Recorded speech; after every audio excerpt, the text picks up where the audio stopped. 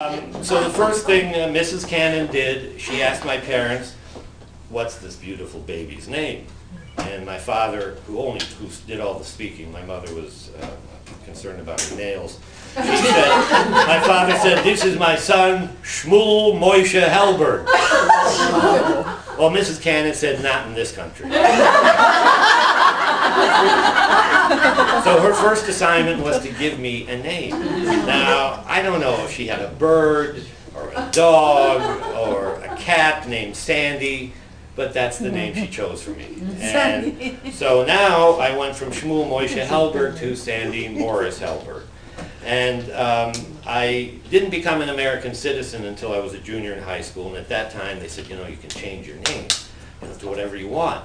So I had great names: Chris, Sean, Chad, Lance, But I thought, look, I'm never going to get used to it. It doesn't matter. No one calls me Sandy anyway. They either call me Jew Boy or Hitler.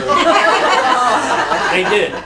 Absolutely swear, because they knew I was born in Germany. So in Ohio, hey, that's a good nickname. Let's call him Hitler. My parents did not appreciate it when I used to get the calls at home. So, hey, is Hitler there? This is true. Anyway, so where were we? So Mrs. Cannon found us an apartment, and she helped So I decided I had to send my father out to get work, because as a 6-month-old who doesn't speak the language, there were not a lot of opportunities for me. So I sent him out, and he went to get his barber's license, since that's what saved him through the war.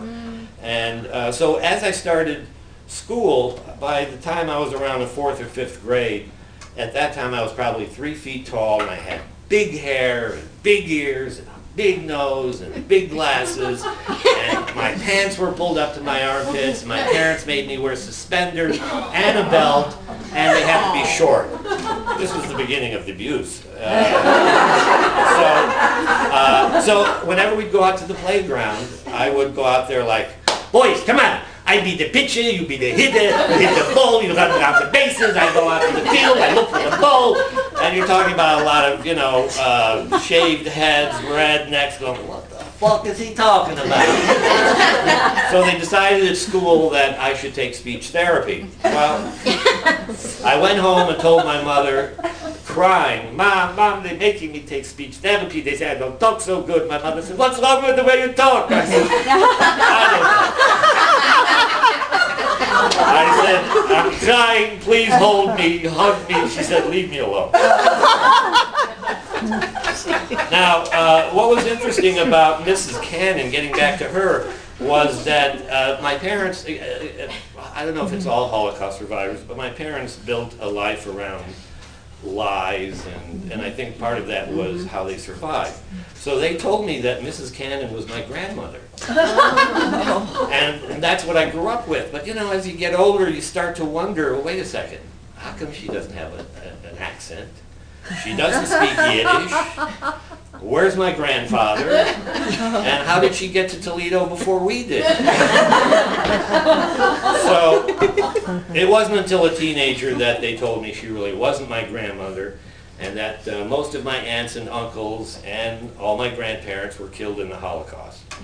This was a real eye-opener as a teenager, not having any grandparents in a era where kids talked about spending the weekend with their grandparents, we're going out to the farm with the grandparents, we're going fishing with the grandparents.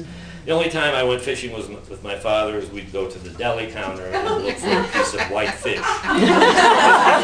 "Sandy, want to go fishing? Come on." So we would go off to the deli. He called me Sandy when he would sign my report card, S-E-N-D-I. This is how he pronounced it, and that's how he spelled it. So he had 2 jobs. In the day he was a barber, and at night he worked as a janitor in a medical center. He was the most driven person I'd ever met. And as a kid, you can't help but grow up and wonder, gee, when I was 13, if I went in the camps, how would I survive? I couldn't tie my shoe till I was 14. I couldn't ride a bike till I was 15. So you have that over your head most of your life. So the little bit of time that I did get to spend with my father would be at the medical building at night when he was polishing the floors and emptying the trash, and this is when he was alone with me, and he would sing, and he had this operatic voice, but he made up the words, you know. He didn't know it. He was, catch a falling star and put it in your pocket. And I used to think every song ended with So to get me out of the way, my father would put me in a doctor's office to play. And usually he chose the gynecologist's office. And so now you're talking the 50s, you know, I was 7, 8, I didn't know. They had this table and they had stirrups. And I didn't know what stirrups were. But I was a big fan of the TV show Sky King. And Sky King flew an airplane, the Songbird, which had very similar steering, this kind of steering wheel. So I'd be in this gynecologist's office flying and steering this thing, and you know, my father would come in, I'd be sitting on the thing like this, straddling it, going up, you know. There was some kind of tool I used as a microphone. I don't know where that was used. I also wish I was a little hipper, because if I got to play in the pharmacy, I would really be flying. But that never happened. We jump ahead. My father becomes a very wealthy man. He worked in real estate. He was a major bullshitter. He never got past, you know, at 13, I don't know, was that 5th, 6th grade. He used to tell people, they said, did you go to college? He used to tell them he used to walk past Warsaw University. That was the closest he got to college. So, moving on, my parents had 2 more only children. 2 brothers, and we'll call them Ted and Tom, since that's what my parents named them. But just for clarification, I'm going to refer to them as the addict and the sociopath.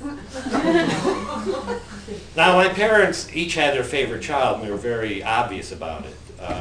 My father's favorite child was the drug addict, because he was the most like him. He was a con man, he was a bullshitter, and my father sort of lived vicariously by him making money until he started getting arrested and was in jail in Toledo and escaped from jail, and you know, my father's name was all over the news. This was not the kind of publicity a Jewish man was looking for, that his son had escaped from jail.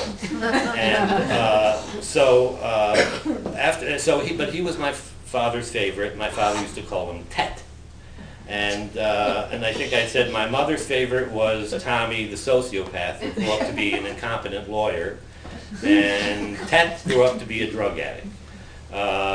I was no one's favorite. I came up 1 parent short. You know, if there was just even like a stepmother, at least I may have had someone. But I was like Cinderella. I was the oldest.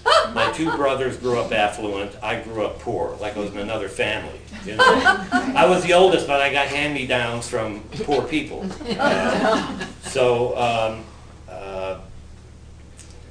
Let me see. So going through school and being harassed as a Jew and called a kike and all those things, and again, I was not athletic.